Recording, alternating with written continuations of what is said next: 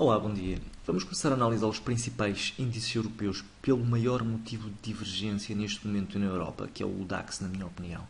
Nós temos aqui o DAX durante a semana passada a fazer um movimento de recuperação à neckline quebrada do Head and Shoulders Top que tinha ativado. No gráfico diário não é tão visível este Head and Shoulders, mas no gráfico de 4 horas é perfeitamente visível. Tivemos então o cumprir daquele movimento que eu tinha indiciado como potencial durante a semana passada, um movimento de recuperação até à neckline. Espera-se uma eventual reação descendente a esta neckline, mas como vamos já ver de seguida, o movimento pode não ser assim tão linear como à primeira vista poderia parecer. Tivemos também durante esta semana um atingir de forma perfeita da projeção desta bandeira que foi quebrada em baixa, que foi ativada em baixa. Repare-se, se nós traçarmos uma projeção a partir do ponto de quebra, a cotação atingiu de forma milimétrica a projeção da bandeira, tendo uma recuperação muito rápida também, ainda no intraday de quinta-feira. Então, temos, se virmos num time frame de um período mais curto, temos então aqui um claro conflito de interesse entre estratégias de negociação, pelo menos entre as minhas estratégias de negociação. Temos o Head and Shoulders Top a ter sido ativado, a projeção do mesmo está ainda um pouco distante do ponto de vista técnico e temos neste momento um movimento de recuperação no gráfico horário a ser sinalizado. Repare-se que se nós olharmos aqui novamente para o gráfico diário, temos um forte movimento de sobrevenda, já atingimos a zona dos 15 pontos no estocástico, que é aquilo que o meu sinal de entrada para estas situações me diz como uma zona de forte sobrevenda. Temos esse padrão ativado no gráfico horário e estamos neste momento a ter um movimento de reatividade ascendente. Ok, onde é que nós temos então o conflito de interesses? O conflito de interesses surge no potencial de estarmos nesta fase não a ter um movimento de recuperação ascendente da tendência de longo prazo, mas a ter um pullback à zona de suporte, entretanto quebrada, à zona de pullback do Head and Shoulders no gráfico de 4 horas. Como é que se lida então com esta divergência? Poderíamos ter uma de duas posturas. Ou, no caso de dúvida, simplesmente não negociamos, ponto final, ficamos neutrais, ou então poderíamos fazer, e foi aquilo que eu fiz, uma entrada longa no gráfico horário e esperar por um sinal de fecho no gráfico horário também. Temos aqui então a Big Picture, temos a aproximação, como eu dizia no gráfico de 4 horas, a aproximação à neckline quebrada e, por isso, é possível que mais cedo ou mais tarde exista um movimento de reatividade descendente que leve inclusive a fechar a nossa ordem. Eu, por via dessa circunstância, coloquei um take profit de metade da posição na projeção do Head and Shoulders, que já foi atingida. A metade remanescente da posição será fechada quando surgir um padrão de inversão no gráfico horário.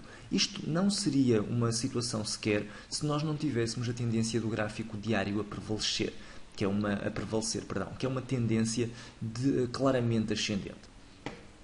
Neste caso temos então um conflito de interesses. Existem diversas formas de lidar com conflitos de interesse deste género. Como eu disse, a que eu acabei por escolher foi uma miscelânea de estratégias, uma estratégia longa um pouco mais defensiva, porque acredito que de facto o Head and Shoulders de 4 horas irá dar aso a um movimento de reatividade descendente. Poderá não começar já nesta fase, poderíamos inclusive ter aqui uma ligeira penetração neste máximo relativo anterior, podemos ter aqui uma aproximação, por exemplo, aos 11.860 pontos e depois sim termos uma continuação do movimento descendente. Entretanto, no gráfico horário há de surgir aqui um novo máximo relativo, há de surgir também um novo mínimo relativo com um movimento de reação subsequente e vai ser nesse novo mínimo relativo que há de vir aqui a surgir que eu vou colocar depois o stop final de toda a minha posição longa. Se ele for quebrado em baixa, ok, saio da posição imediatamente, já com take profit, fantástico, não há problema nenhum. Se eventualmente esse mínimo relativo não for comprometido, temos então uma prevalência da tendência de alta no gráfico diário e poderemos inclusive caminhar para máximos. Por todo este motivo, eu vou ficar por a próxima semana neutral numa ótica de curto prazo no DAX. Vou esperar para ver o que acontece, apesar de, como acabei de explicar, a minha posição ser algo complexa, tal como a minha opinião neste caso em concreto. No que diz respeito ao médio ou longo prazo, continuo a não ver quaisquer sinais ou evidências de fraqueza no DAX e por isso vamos continuar com a posição longa de médio e de longo prazo. Ora, passando ao CAC, a situação no CAC está um pouco melhor do que a do DAX, porque continuamos acima de uma eventual neckline ou acima de uma zona de referência para uma entrada short e tivemos aqui, ok, uma ligeira penetração, mas foi uma penetração que foi rapidamente recuperada com um movimento de forte pressão compradora que já se tinha evidenciado aqui atrás, o que indicia que de facto temos muita gente a acreditar que o CAC vai continuar a subir. No gráfico horário é visível um aumento da volatilidade, um aumento da volatilidade também associado a esta altura do ano. Normalmente em maio, junho, julho, existe um aumento significativo da volatilidade associada àquele provérbio do sell in May and go away. O que é que temos então nesta fase? Temos o DAX, o CAC, perdão, também já a ter ativado um padrão de inversão no gráfico horário que sinaliza uma entrada longa no gráfico diário, a tal situação de que acabamos de falar. Neste caso não existe um conflito de interesses tão grande porque não temos um claro padrão de inversão no gráfico de 4 horas como é no caso do DAX. O que é que teremos aqui então? Temos o movimento do gráfico horário já a dar sinal de reatividade ascendente. Aqui estou um pouco mais otimista, por isso não vou deixar a posição com um take profit, vou deixar o gráfico fazer então um novo mínimo relativo, por exemplo, acredito que possamos ter aqui um movimento de recuperação ascendente, depois uma ligeira correção, seja ela até onde for, e depois um movimento de alta. Será aqui também neste caso na posição onde houver uma inversão que eu vou deixar o meu stop loss no novo mínimo relativo que há de surgir certamente acima do anterior, neste caso é os 4.842 pontos. Mesmo que este novo movimento de recuperação ascendente não chegue a ultrapassar o máximo relativo anterior, mesmo assim teremos já a nossa posição acima do take profit, que é aquilo que é o mais importante. Acima do break-even. Será esta a minha estratégia para o CAC, porque neste caso, não havendo um conflito de interesses, o gráfico diário está a dar uma sinalização de compra em conjunto com o gráfico horário, por isso é de aproveitar, na minha opinião. No que diz respeito à próxima semana, ficará então a indicação de curto prazo neutral ascendente, continuamos acima da zona de suporte, no médio e longo prazo continuo também bastante positivista. Passando ao IBEX, temos aqui um cenário um pouco mais semelhante ao do DAX, apesar de neste caso em concreto existir a clara vantagem de estarmos em cima de uma fortíssima zona de suporte. Repare-se o que aconteceu durante a sessão de quinta-feira também, tivemos aqui uma penetração muito significativa na zona de suporte, quase 2% intraday, que levou depois a uma recuperação, um movimento de recuperação fantástico e inclusive é um gap up.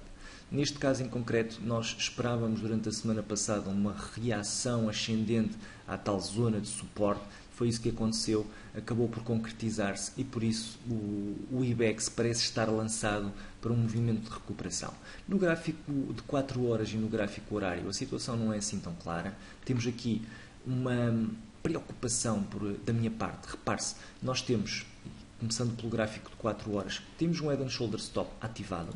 Temos um Head and Shoulder Stop. Ok, se quisermos assim considerá-lo, podemos considerá-lo como um duplo topo assimétrico, porque há a penetração do Head and Shoulders no segundo ombro, na cabeça, é muito significativa. Normalmente não deve ultrapassar os 2/3, neste caso ultrapassou. E temos depois, no gráfico horário, dentro do gráfico horário, um novo Head and Shoulder Stop, a querer indiciar uma vez mais um movimento de continuação descendente. Neste caso, não um Head and Shoulder Stop, mas um Head and Shoulders de continuação.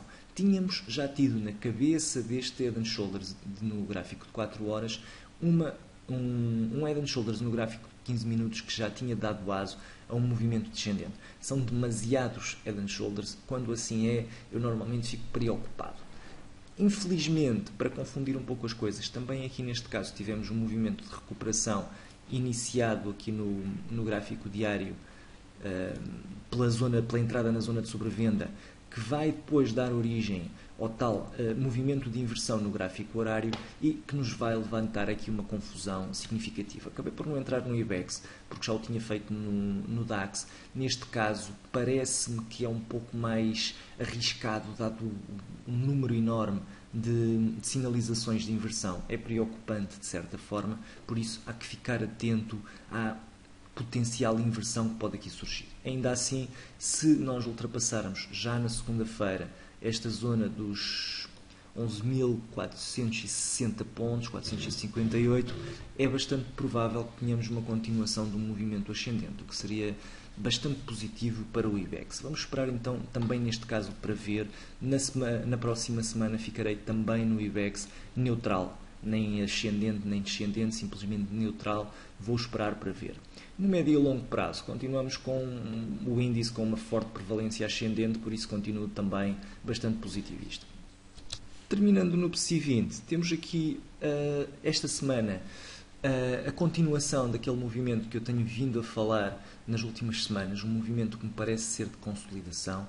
Este movimento tem-se vindo a estender, é um movimento importante para o PSI 20. Caso exista a possibilidade de continuarmos com a tendência ascendente, se isso acontecer, terá de haver uma quebra em alta deste movimento. Eu vou aproveitar aqui para fazer um pequeno reajuste à minha teoria muito teórica prévia. Parece que temos aqui de facto um triângulo ascendente, mas ainda assim poderemos ter um triângulo descendente, por isso é fundamental esperarmos pela quebra, ou em alta ou em baixa, para tomarmos uma decisão de médio e de longo prazo. Poderá inclusive ser este o grande indiciador da tendência de médio e longo prazo.